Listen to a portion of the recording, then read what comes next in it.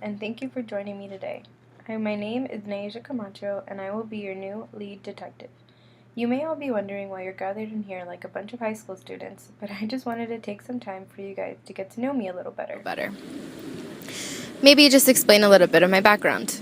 I was born in Miami, Florida, but raised in Richmond, Virginia. I had a great childhood, but just like anyone else, I did have some obstacles to overcome. I have a sick mother, a dad who I didn't see ever since the age of 5, a brother who lives miles away, and another one who is just a bit of a wild child. I grew up around a lot of crime, break-ins, drugs, alcohol, struggled with weight, and family issues. I buried my head in the books at a really young age, and I never really let anything get in the way of that. I struggled in middle school, dealing with being alone all the time, raising myself, bullying, and depression. When I was 11, I saw my first live dead person. It didn't freak me out or make me want to vomit, and unlike most people, that was how I decided I wanted to be a detective. Where I probably sat in front of that body just staring at it and observing it and wondering almost everything about it. Once the cops came, I was eventually removed from the scene, but it just made me want to see it even more. Most girls ask for dresses, play shoes, and makeup for gifts, but I always asked for detective kits, black jackets, and investigation books. In high school, we were assigned majors, and it determined which classes you will take for the next 4 years, along with people and activities. I chose criminal justice as mine, and I was in love. We had specific classes that related to it. And even such, our core classes were set up like interrogation rooms.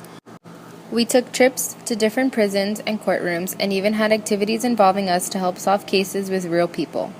In 2014, I graduated and moved away from home and up to Orlando, Florida, where I attended Valencia College. I lived with 3 girls who shared nothing of the same interests as me. One aspired to be a dancer, another a communication speaker, and the other didn't really know what she wanted to do with her life. I spent 2 years at Valencia College doing my AA, taking classes like deviant behavior, intro to criminology, public safety, but the class that helped me the most was a class I got stuck into taking last minute, new student experience. Little did I know that this class was going to ensure me on my way to becoming what I wanted to be. Professor McKnight gave us assignments such as purpose papers, guided research papers, and even gave us a chance to let us interview someone from our field. The person I chose to interview was my roommate's stepfather, who was so passionate about his job. He told me that the one thing he learned from being a detective was that nothing is ever the same. Every situation, person, and action is different. And if you don't know how to handle that, then this isn't the career for you. He also told me that it takes time and dedication to be where he was, but with my charisma and heart, he knows that I can be the best that I can be. Talking to him was one of the most fulfilling conversations I have ever been a part of. I also got the chance, outside of new student experience, to be a part of a presentation with George Torres, homicide detective of Orange County, on what it's like to be a detective. He talked to us about his job and his aspirations of becoming a detective. He really inspired me so much more to do better and really pursue my passion with being a detective. I later went on to UCF, where I graduated from the College of Public Safety and went on my way to doing 2 years of police school. I chose this path because although it may seem like I couldn't do it, I knew that I could. No one ever would have thought that I would do something like this, but that's the key to motivation, right?